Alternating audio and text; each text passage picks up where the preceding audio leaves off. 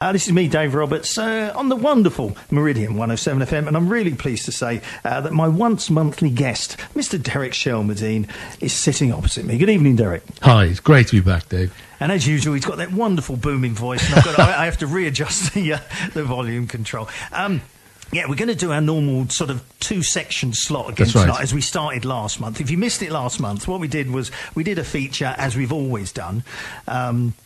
And then what we're going to do after 10 o'clock, we're going to take, what happened on this day throughout the years. October the 20th, throughout whatever. Yeah, and it'll be most of October as well. It looks, because it's once a month. Yes. It's great to see the various things that were going down.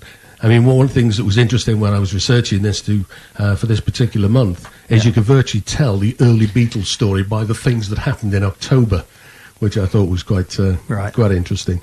Oh, see, so... But there's a lot. It all ties in together as well. The interlinking is amazing. More of this after 10 o'clock. Absolutely. So I do hope you can stick around. But what we're going to do for the first 30 minutes or so, then?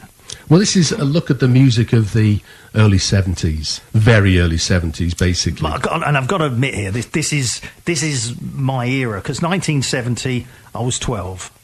Perfect. So Perfect time to get into music. I was just growing up, just sort of beginning to notice, because at 12 years of age, all I cared about was football. And then I gradually began to branch out into two other things, music and ladies. Exactly. And that's how it went. Not necessarily in that order. No, but sometimes it mingled as well. Exactly.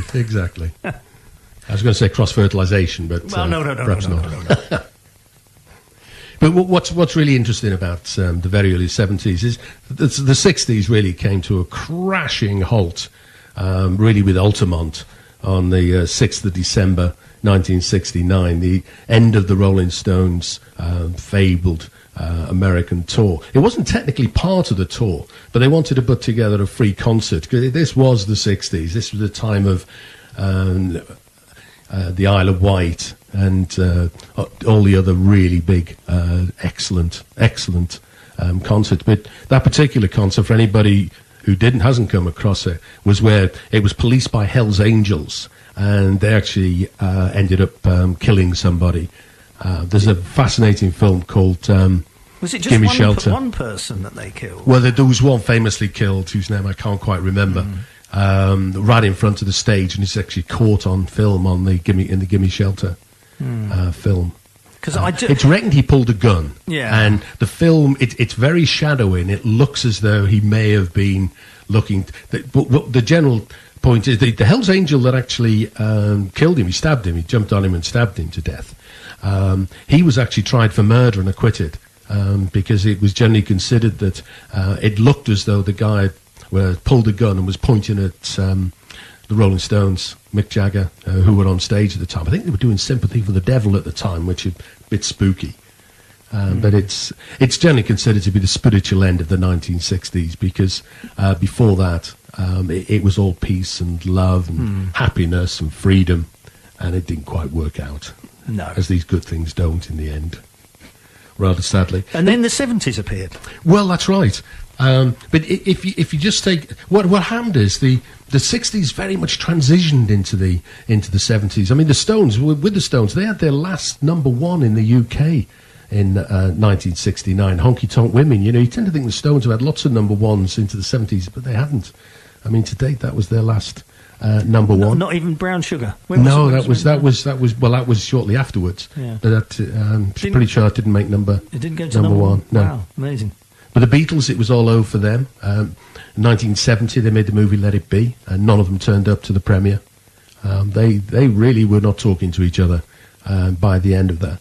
Pete Green did his last gig with Fleetwood Mac. This is all around sort of early, middle 1970.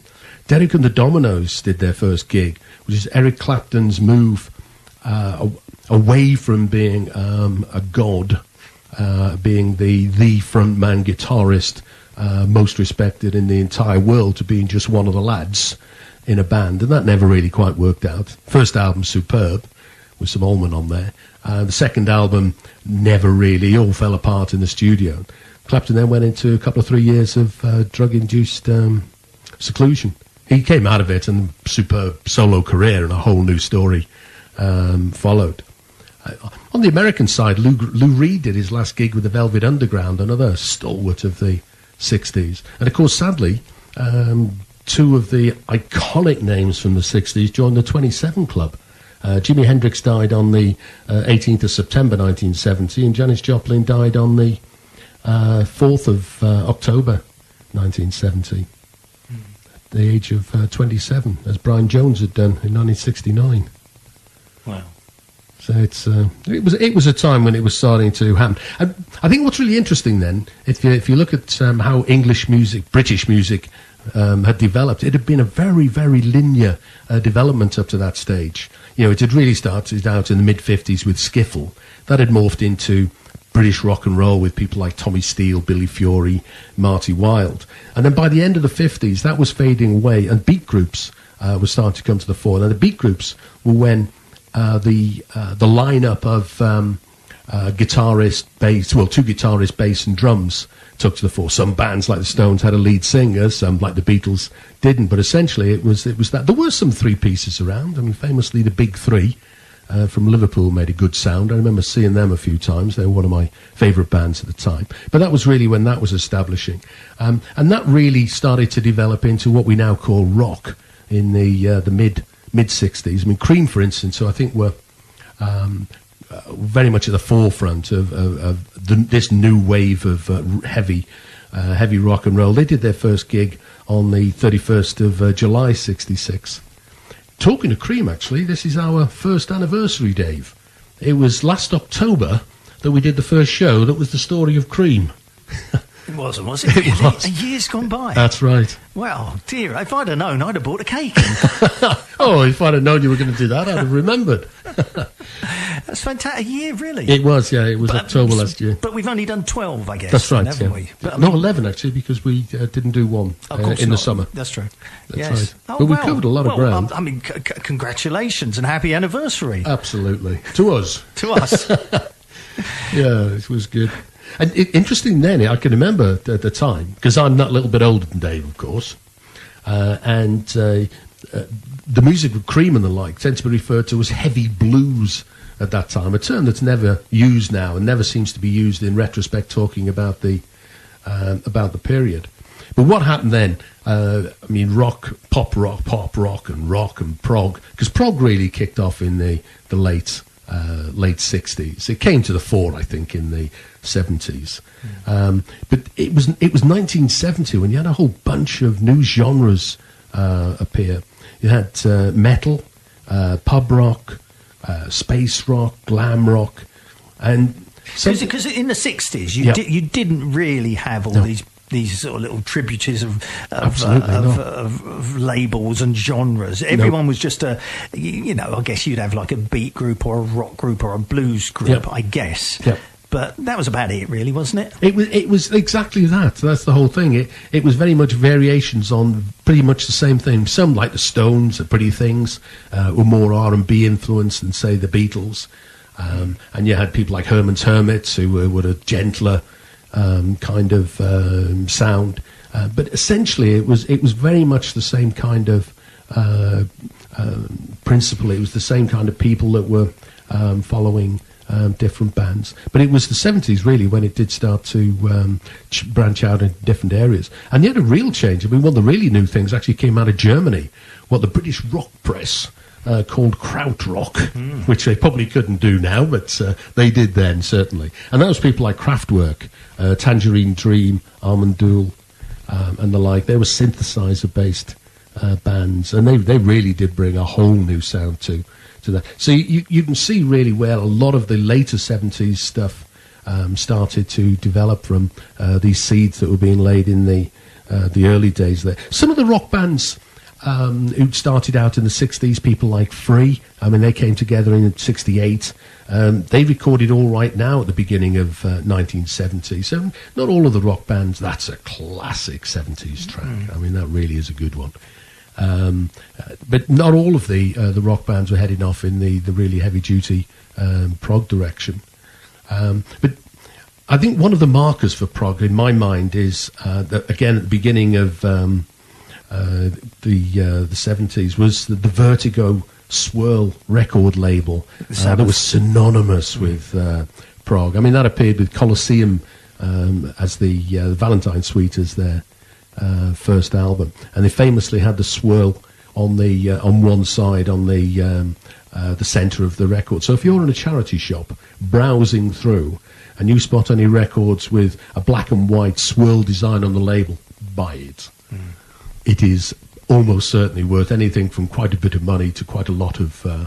I've got a. Well, how many have I got? I don't know. But the Sabbath, Black Sabbath. They were always on that one. There. Yeah. It was fantastic. If you don't know what this swirl is, it's like how do you describe it when it's going round? It's like just like a spiral, basically. But it's not offset, accurate, isn't it? That's right. So it's almost like a cone. Yeah. Pointed one in sort of going downwards, pointing in one direction, and then another cone sort of going downwards, pointing in the opposite direction. That's so that when they spin, it's like it's gyrating on top of one another. It's very clever. It's very clever. All mind blowing. Yes, it's good stuff. Very collectible label that now. And of course, I mean, people at the pop end, I mean, Elton John appeared around this sort of time as well, around 1970. He did his first I remember gig. extremely clearly his first appearance on the Andy Williams show. Oh, right. I remember it so clearly because up to that point, I'd heard, being a young lad, I guess it was about 1970, something like that, 71. I'd never heard of him apart from the stuff that was being played on the radio, but I knew nothing about. I didn't know anything about his bluesology or any of the sort of session work he'd done prior to that, and I always thought he was American.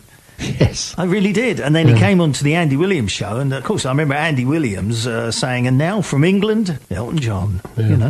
First for me, and I think he played your song. Yes, that's a great song of his first album. It was indeed. Yeah. He used to do a famous Hammersmith Odeon Christmas show. Right, yes, because they used to televise it on the Whistle Test. Yeah. Yeah. And it was always packed out. I got tickets I got tickets one particular year, and I must just tell you this, and I bought them in Harrods, as one does, and I got there and sat down with the young lady I was with, and it transpired that then some people came and said, "Oh, you're in the wrong seat." No, look, it was the right seats. And it turns out they were counterfeit tickets. So you've got to be very careful in this life, because even when you buy from very reputable sources, sometimes it might not be all they appear. I mean, they were very good though. They allowed me for the rest of the evening to stand at the side of the wall. So you still got to see the show. I got to see him. It's just that I spent the evening standing up, but it was very good. I mean, the guy is phenomenal. Very professional. Live. Very professional. Yeah, brilliant. Of course, I mean, I probably know this. Do you remember the old Top of the Pops albums that you could get? Certainly do. Elton John. Yeah. Most of them were Elton John, just playing. Certainly, obviously the piano stuff. So Elton John and singing probably. Yeah. Doing those cover versions of every hit then, because obviously they weren't allowed to sell the actual singles, so they just do these cover versions. They called it Top of the Pops, didn't they? And it would always have like a scantily clad lady sort of draped across I don't know, hot pants. Hot pants, or she'd have draped across a big full capri or something, or whatever was going on. Happy days. Because of course he was a session musician, as you quite rightly said. I think he's on the Hollies. He Ain't Heavy, He's My Brother. Probably is one of the things he was on. But he's gone into. We talk about him a little bit later, actually, because he pops up a bit later. So we'll save that story for that. But I thought the first piece of music might be nice for Janis Joplin, because she really did transition from the 60s into the 70s. I mean, she did die towards the end of 1970, but the last album she made was an album called Pearl, and she actually died while they were still recording it. And one of the tracks that she was due to lay down the vocals for, she never managed to do that, and that was a track called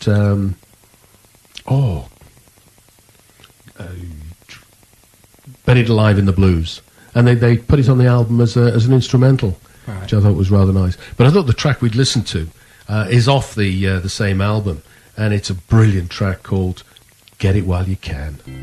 Janis Joplin and Get It While You Can, from what's this, like a best of 18 essential songs. It's good. It's actually off the Pearl album, was the album had appeared on, the last album. It was released a few months after a death in early 71.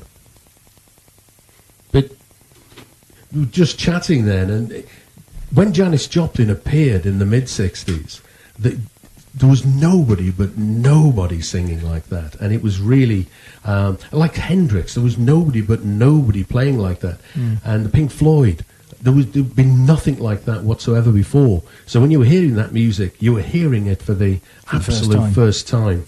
Whereas now, you see, I was off air. I was just saying to Derek that I've never got into Janis Joplin. I just can't get her voice or the sound. You know, the overall thing. It just doesn't get me. Not that there's anything wrong with it. It's just not my thing. But obviously, Derek, like I say, he's 10 years older than me, so he was about 22 when Janis Joplin died. And I guess it makes the difference, doesn't it? Because you're right. So. When you heard it for the first time, you were thinking, "Wow, what's this?" Yeah. When I'm hearing her for the first time, I'm probably thinking, "Oh, there's half a dozen bands at least that just sound like that." That's right. You know, so it just becomes kind of ordinary as opposed to the wow factor. That's right. You know, and that was, you know, as we're going back to the early time, the whole linear development, and it was now, as you said, the not Deep Purple, Black Sabbath. Appeared in 1970 with their first album, eponymous album. There's a lovely word you find in Record Collector on a regular basis. Yes, and that was the Swirl one that you were saying about. And what's interesting though is the term heavy metal was actually coined in Steppenwolf's Born to Be Wild in 1968. So heavy metal has actually been, the concept had been around, but it was really the early 70s, and Black Sabbath really were one of the pioneers, I think it's fair to say. I always think that. I mean, this could be a generational thing, but when I first heard Black Sabbath, it was obviously Paranoid, that was 1970, and then after that, I think the first album theirs I ever got into was Masters of Reality, and I think that was 71. Yeah. And I guess, you know, I listened to that, like you, with your Janis Joplin, it had the wow factor. And now later on in life, I hear so many bands, and I just think, well, you're just copying Sabbath from 40 years ago, kind of thing, you know. That's right. But to a lot of youngsters, obviously, they are thinking, wow, this is fantastic. Exactly, because they're hearing it for the first time. And then I'll say to them, just have a little listen to Black Sabbath. Well, that's right. I think... in terms of musical genres, you know, there hasn't been an awful lot of genre that you could really claim was new for a very long time. But what you've got is you've had a lot of developments in recording techniques, recording capabilities, and approaches, and the capabilities of producers and desires of producers. So, you know, and there's a lot of great music around. I mean, there's no two ways about that. I mean, one of the other things that came around the same time was pub rock. I mean, you tend to think of that as more the mid-70s, but Brinsley Schwartz did his famous Fillmore East gig on the 3rd of April 1970. So pub rock was very much already in its infancy. But that's not a pub. No, the Fillmore East. No, the very famous story there. What they did is their record company decided it was a new band. And they just got together, they decided they were really good, and what they'd do, they'd fly a whole bunch of British journalists over to the Fillmore East in New York, and they did such thing.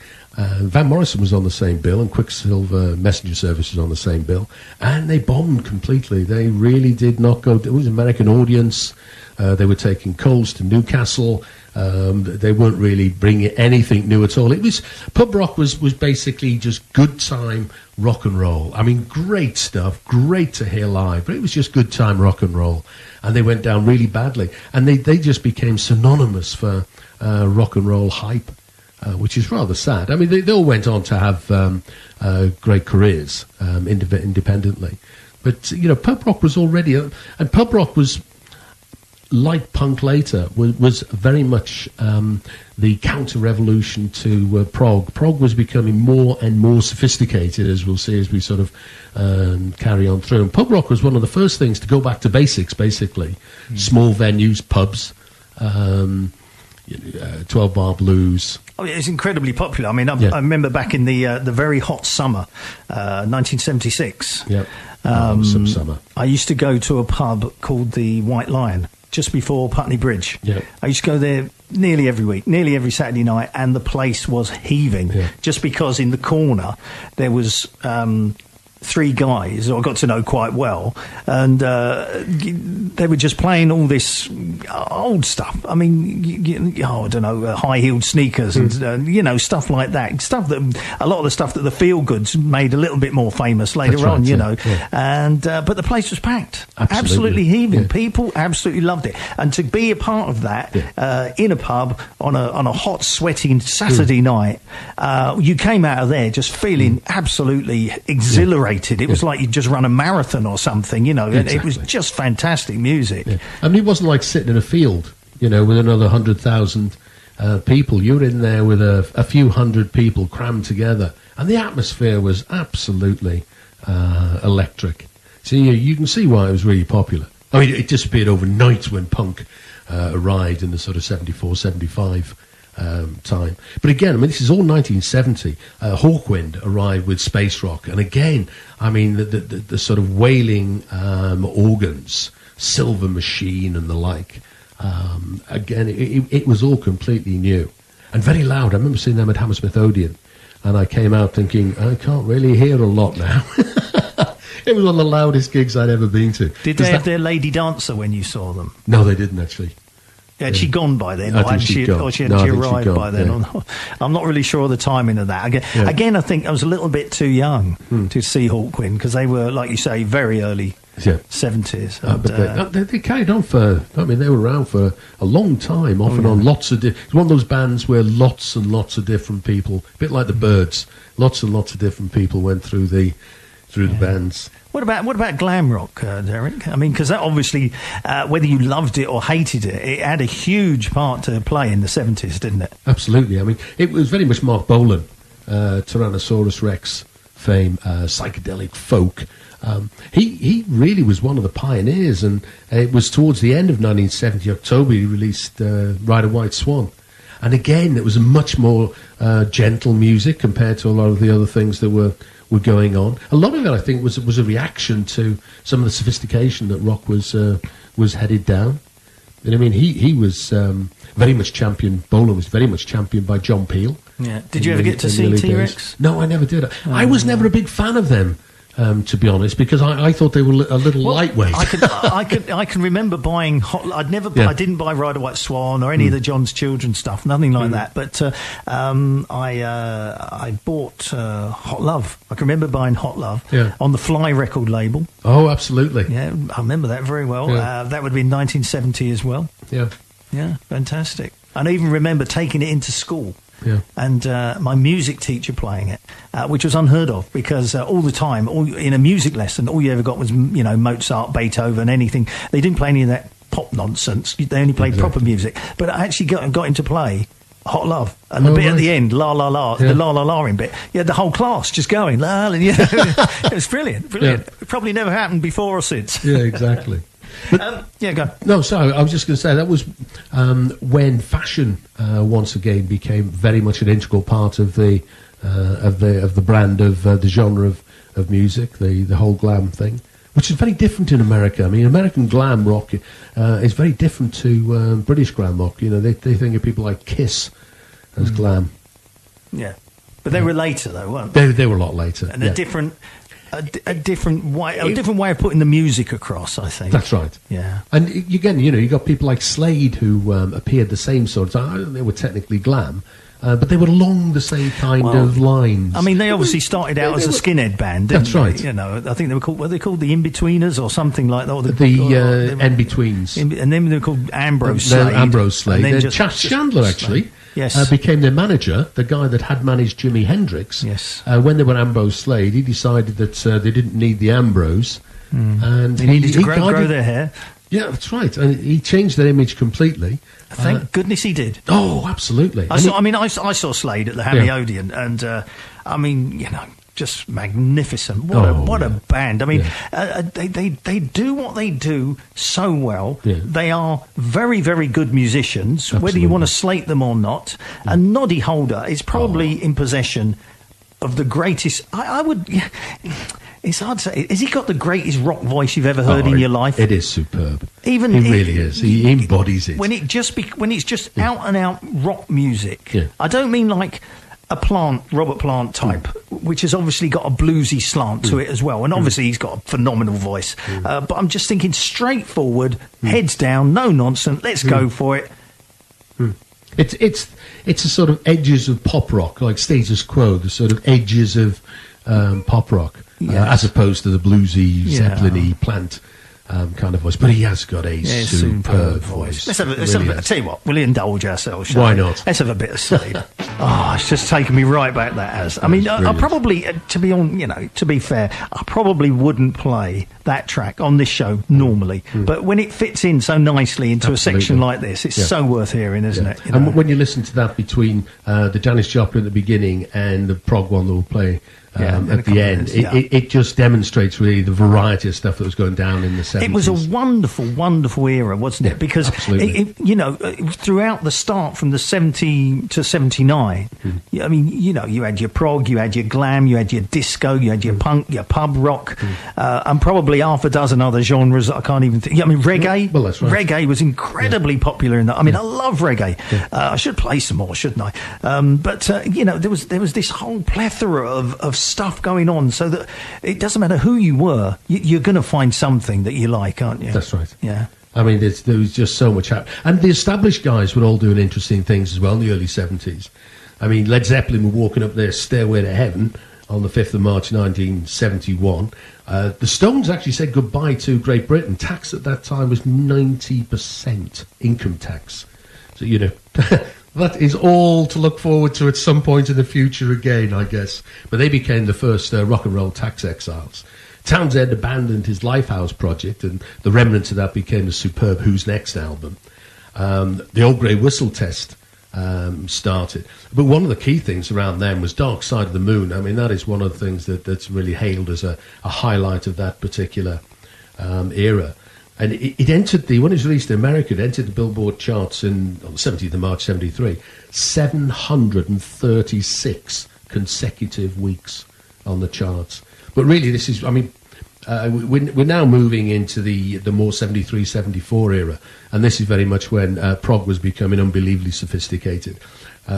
Deep Purple were doing group and orchestra. Procol Harum had performed with orchestras as well. Do you think prog sort of hit its peak around 73? I think it did, very much so. Beyond then it did get pompous. It did, yeah. Not necessarily all the time, but a lot of it was just, this is daft. And that was why you had the great reaction to it, and the counter-revolution of punk, the people walking around with T-shirts saying, never trust a hippie, and I hate the Pink Floyd. But I guess if the whole concept of something like prog is to be experimental, to progress. Absolutely. And if you look at it like, say, I don't know, like you just mentioned, Stairway to Heaven, like a set of stairs. If you've gone up to the third or fourth stair with one album, you've got to go to the fifth stair for the next one, haven't you? Yeah. And you've got no choice. You can't go to the second stair because everyone will say you're just repeating yourself or it's boring. Yeah. And what was happening as well is you had some seriously classically trained musicians who were in these bands. They were doing 20-minute guitar solos, 20-minute drum solos. I mean, being a drummer, I love a drum solo, but it's only drummers that like drum solos. And it was, but I think one of the fascinating things about it is a lot of the bands, prog bands, who were very collectible now, you've never heard of. Commerce, First Utterance, Norman Haynes' band, Den of Iniquity, and Fuzzy Duck. Now, Commerce is now in Record Collector £750 if you've got the album. Norman Haynes, £1,250, and Fuzzy Duck, we're about to hear, £700 if you've got the original albums. Now, nobody's ever heard of them. Including me. Including me. I'd never heard of them. I'm really looking forward to this, because I like a bit of prog.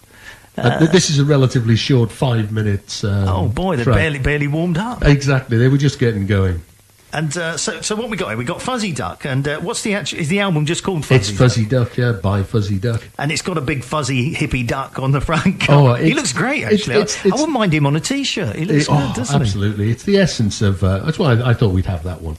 It's it's prog. I wouldn't necessarily at its best. I mean, that's a very subjective thing. But I mean, it is a superb example of what prog looks like, what prog feels like, what prog sounds like. Well, Derek, thanks very much for coming in. You will be back again at 10 o'clock to do what happened on this day over the last year, over the years, and especially around the October times. Yeah. But taking us up to the 9 o'clock news, we've got about 5 minutes, which, like you said, is kind of a single, isn't it? Very much so. Yeah. This is from the album Fuzzy Duck. This is Fuzzy Duck, and time will be your doctor. Enjoy.